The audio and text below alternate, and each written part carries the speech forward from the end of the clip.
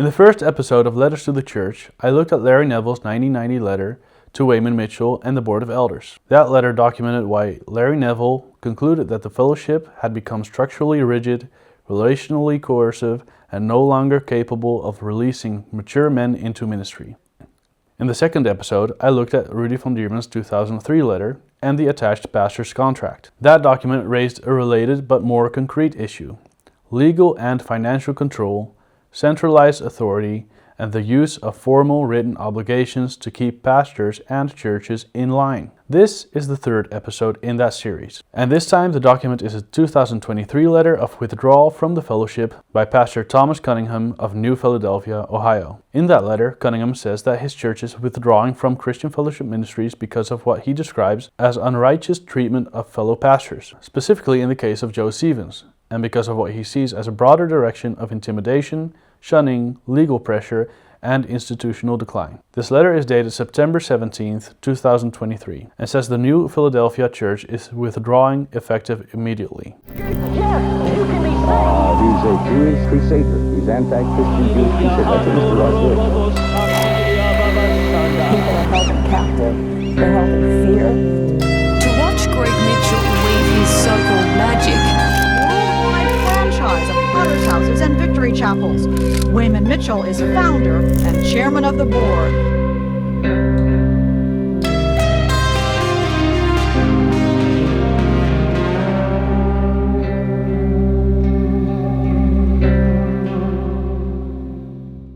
Welcome back to the channel.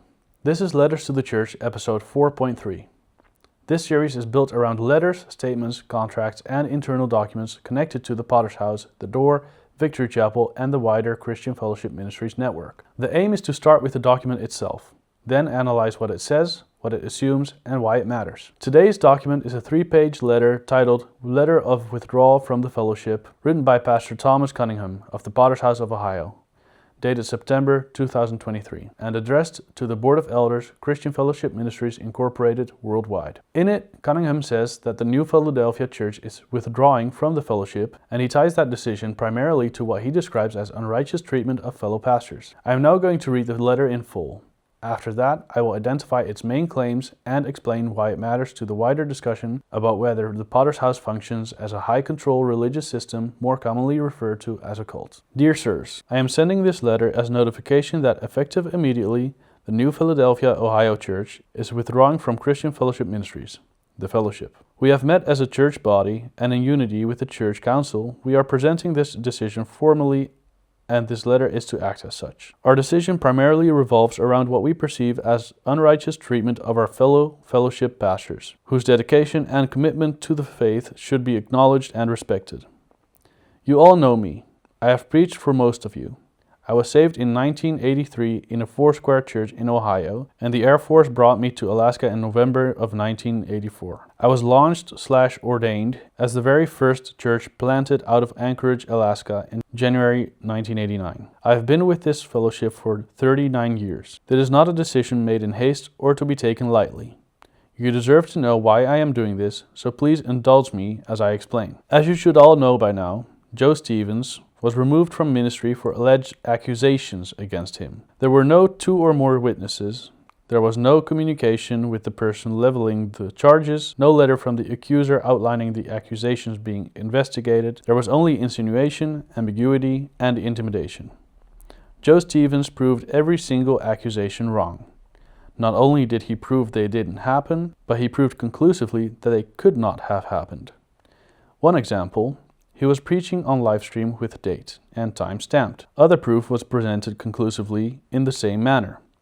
They absolutely had no evidence. Pastor Greg Mitchell promised to exonerate Joe in writing. He was to send the exoneration letter to Joe's church, his church council, and a wider body of fellowship pastors if Joe would promise to turn over his church peaceably to his son. Excerpts from the letter written by Greg Mitchell regarding those meetings. On September 8th, Pastor Paul Stevens met with Pastor Joe Stevens to discuss a rumor that had been raised against Joe Stevens. Pastor Joe was able to answer the allegations, and Pastor Paul Stevens is satisfied that these allegations were untrue. Unfortunately, it became clear that there are unresolved personal issues that are clouding lines of communication, and this became a deeply emotional issue, and issues concerning Joe Stevens' family were discussed with others.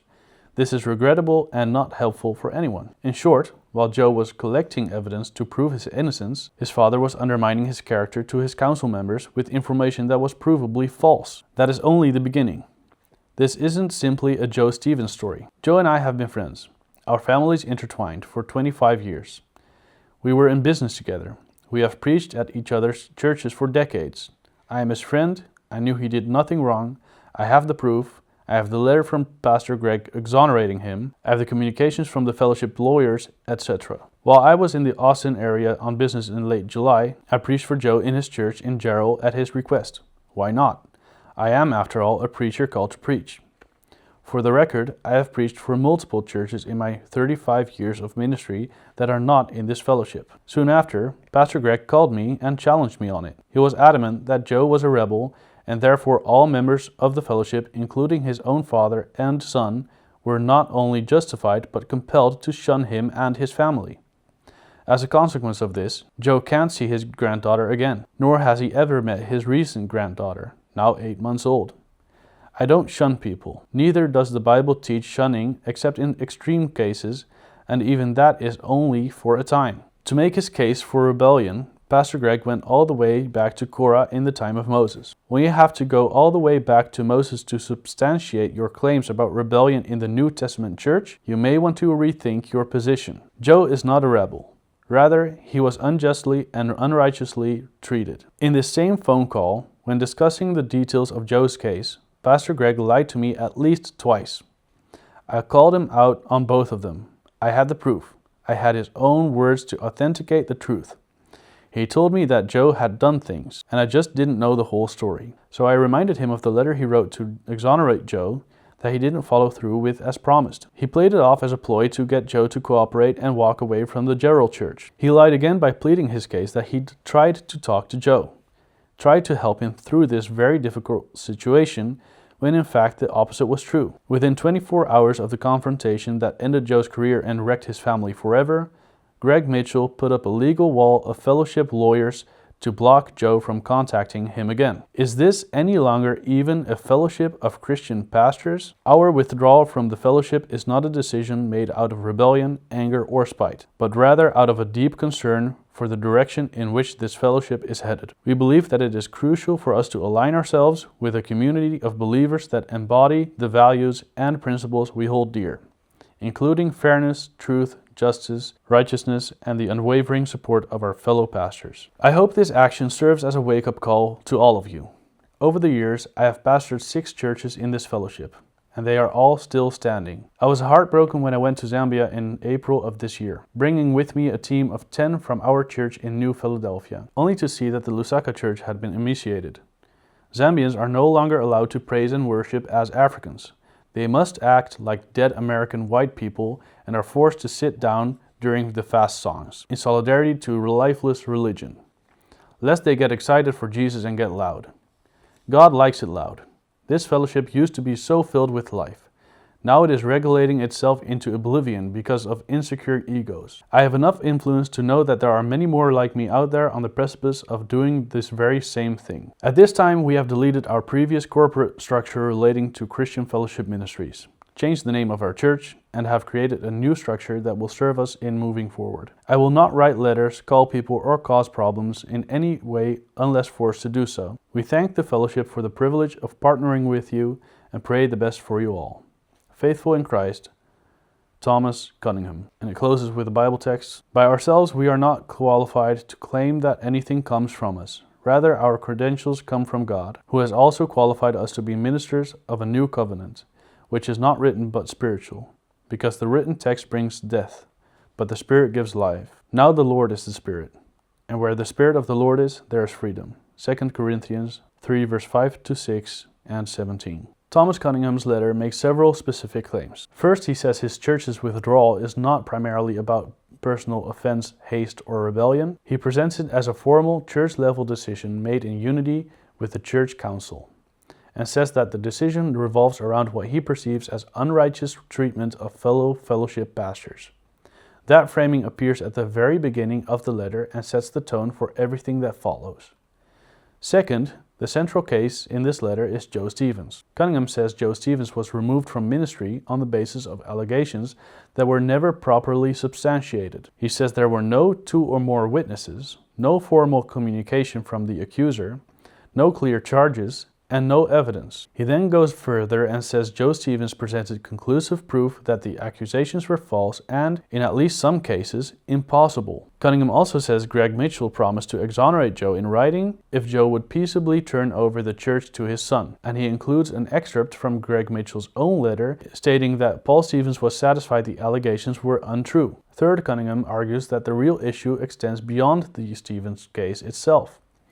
He says this is not simply a Joe Stevens story, and he ties the larger problem to the wider direction of the fellowship. In his telling, the fellowship's response included the character undermining, insistence on shunning, and legal barriers that prevented direct contact after the confrontation. Cunningham says Greg Mitchell told him that Joe was a rebel, and that fellowship members, including family members, were justified and even compelled to shun him and his family. He explicitly rejects that principle, both personally and biblically. Fourth, Cunningham's letter identifies shunning as a substantive issue. He says Greg Mitchell's position effectively required family members and pastors to separate themselves from Joe Stevens and his family. And he points to the concrete consequence that Joe could no longer see one granddaughter and had never met another. That is important because the issue here is not only formal discipline. It is the extension of discipline into family relationships, pastoral relationships, and ordinary social contact. Cunningham's position is clear. He does not believe this kind of shunning is biblically justified except in extreme and temporary circumstances. Fifth, Cunningham accuses Greg Mitchell of deception. He says Greg lied to him at least twice during their phone call, and that he confronted him with proof, and that Greg admitted the exoneration letter had been used as a ploy to secure Joe's cooperation in leaving the Gerald Church. He also says Greg falsely claimed to have tried to help Joe, whereas Cunningham says the opposite was true and that fellowship lawyers were used within 24 hours to block Joe from contacting him again. These are serious allegations, and Cunningham clearly intends them to show that the issue was not simply bad communication, but a pattern of manipulation and pressure. Sixth, Cunningham broadens the letter from one case to the condition of the fellowship itself. He says the direction of the fellowship no longer reflects fairness, truth, justice, righteousness, or support for fellow pastors. He also points to what he saw in Zambia, where he says the Lusaka church had become emaciated, and he uses that example to argue that the fellowship had become regulated, lifeless, and increasingly shaped by insecure egos. Whatever one thinks of his description, his broader argument is clear. This is not only a dispute over one pastor, but a diagnosis of institutional decline. Seventh, Cunningham ends with decisive structural separation. He says the church has deleted its previous corporate structure relating to Christian Fellowship Ministries, changed its name, and created a new structure for the future, making this not merely a protest letter, but a withdrawal letter. It documents a completed break, not a warning of one. So this is why Thomas Cunningham's 2023 letter is important. In the first episode, Larry Neville's 1990 letter raised the question of disassociation and structural drift. In the second episode, Rudy van Diermen's 2003 letter raised the question of contractual, financial, and centralized control. And in this third episode, Thomas Cunningham's 2023 letter raises the question of accusation without evidence, exoneration used as leverage, shunning as enforcement, legal pressure, and the treatment of pastors who haven't deserved such treatment. Taken together, these documents do not settle the wider debate whether the Potter's House is a cult by themselves. But they do show something important. They show that the concerns later raised about the Potter's House were not invented afterward by detached critics. They were being articulated from inside the system across decades by pastors with long histories in the movement, and in each case, the concerns centered on authority, control, coercion, and the treatment of dissent. If there are other letters, statements, contracts, or internal documents connected to the Potter's House, the Door, or Christian Fellowship Ministries that should be examined, please send them my way. The purpose of this series is simple. Document first, analysis second. This discussion is only worth having if it remains evidence-led. My name is Joel Crosby, and on this channel I examine the history, doctrines, finances, scandals, and internal culture of the Potter's House. When I use the name the Potter's House, I am also referring to the Door, Victory Chapel, Lighthouse, and the wider Christian Fellowship Ministries network. often called the Fellowship. The branding may vary, but it is the same movement founded by Wayman Mitchell and now led by his son, Greg Mitchell. Subscribe to follow the series and watch the other videos on the channel to explore the wider case in more detail. Thanks for watching, and I'll see you in the next one.